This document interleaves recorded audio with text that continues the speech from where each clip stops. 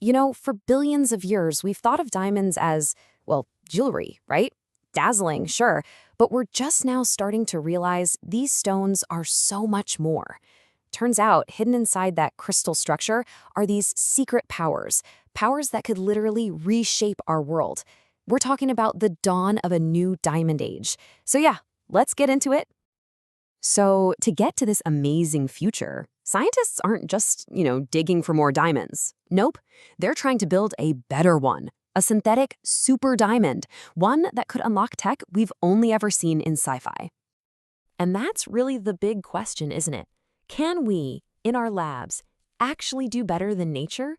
A process that's been perfected over billions of years? Can we really engineer a diamond that's, well, better than perfect?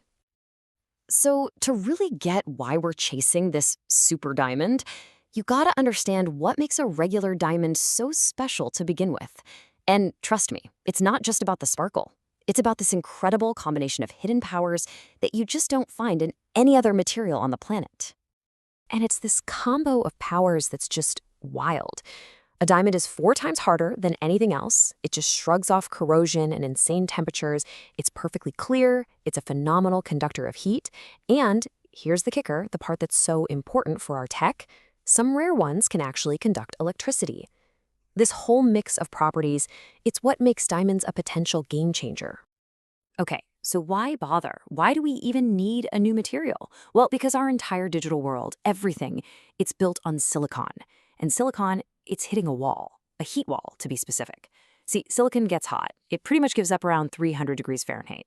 A diamond, on the other hand, it can handle over 1,800 degrees. It can carry 30 times the power and run 3 times faster. And the best part? Because it's so good at getting rid of heat, it basically cools itself. Just imagine a future with no more whirring, noisy fans in your laptop. Yes, please.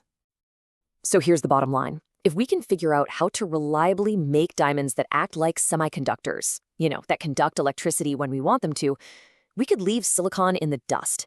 We're talking about electronics that are smaller, faster, and way more powerful than anything we can even imagine today. Okay, but how do you turn something like a diamond, which is a great insulator, into a conductor?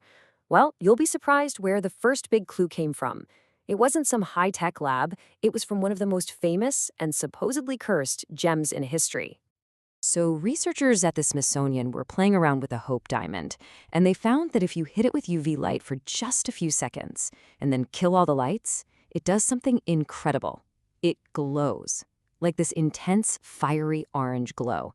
That phenomenon, by the way, is called phosphorescence.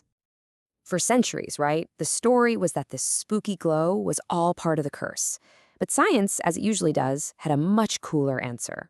When researchers analyzed that light, they figured out that the glow was caused by these tiny, tiny amounts of 2 elements that were trapped inside the diamond, boron and nitrogen.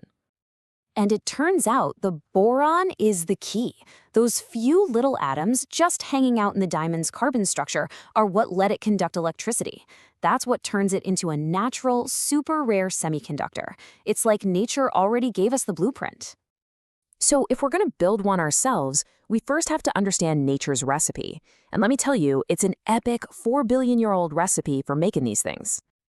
I mean, this journey is literally astronomical. It all starts in the core of a dying star, where carbon atoms are born. Then that star goes supernova, just blasting that carbon all across space. Eventually, that stardust clumps together to form our planet. Then you go 100 miles deep into the Earth, where insane heat and pressure crush those carbon atoms into diamonds. And only then do these insane volcanic eruptions blast them all the way up to the surface. It's just a crazy, crazy story. And here's the part that always blows my mind. The soft gray stuff in your pencil, graphite, and a brilliant diamond, they're made of the exact same element, carbon. The only difference is the layout. In graphite, the atoms are in these weak, flat sheets that slide around. But in a diamond, each carbon atom is locked into this super strong 3D grid with 4 of its buddies. That structure is what creates the hardest natural thing we know of. All right, so armed with the recipe, humanity set out on this quest to basically do in a lab what it took nature billions of years and an entire planet to pull off. The first big aha moment came back in the 1950s.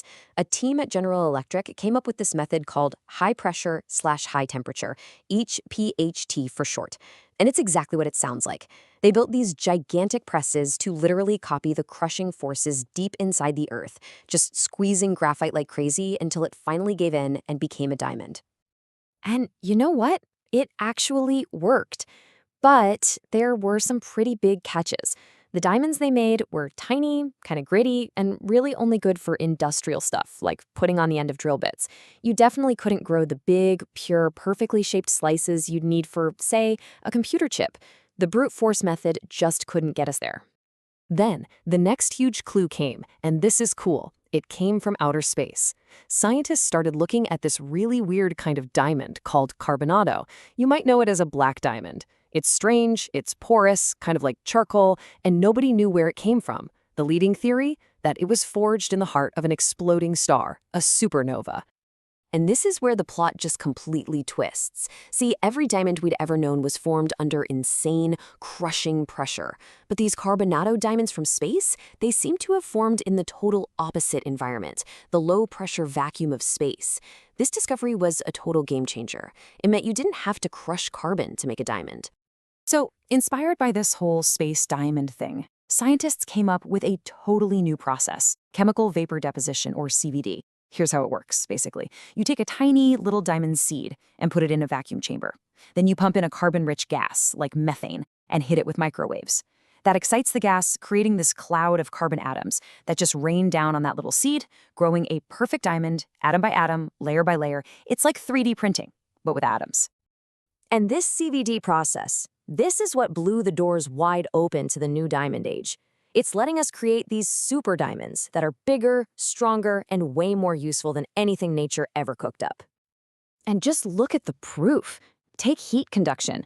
When you put a synthetic diamond next to copper, which is a great conductor, the heat just screams through the diamond. It's 5 times faster. And this incredible knack for managing heat, that's exactly why these super diamonds are such a big deal for the future of electronics. I mean, the possibilities here are they're straight out of science fiction. Think about it. Razor-thin computers that literally never overheat. Radios for soldiers on the battlefield that are pretty much unbreakable. Windows on spacecraft that can handle deep space. They're even using them to make tiny anvils that can create the pressure you'd find at the center of a planet just to see if life could survive on other worlds. It's just incredible stuff. And the speed and quality we're achieving now, it's just astonishing. Using one of these advanced CVD methods, scientists recently grew a 15-carat super diamond in just 6 days. 6 days. And to give you some perspective, this lab-grown diamond is 50% stronger than the famous Hope diamond, a gem that nature took, a few billion years to make. So there you have it. That's the journey. From the heart of a dying star to deep inside the Earth, and now into our most advanced labs. We've gone from just admiring diamonds for their sparkle to actually harnessing their secret power. And it really makes you wonder, right?